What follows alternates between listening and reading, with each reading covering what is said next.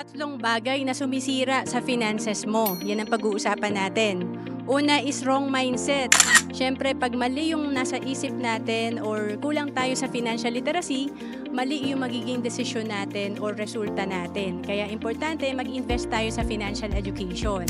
And pangalawa, fear. Ito yung takot tayo magnegosyo at mag-invest. Alam mo ba sa cash flow quadrant ni Robert Kiyosaki, importante talaga na business owner tayo at investor para mag-grow tayo sa ating personal finance. Pangatlo, procrastination. Ito yung dapat hindi tayo nagde-delay sa ating pag-iipon at pag-i-invest. Kagaya nitong sa sample natin, kung ang target mo ay makaipon ka ng 5 million pag edad mo ng 60 years old, kung nag-start ka at the age of 35, ang kailangan mo lang ipunan nasa 4,236.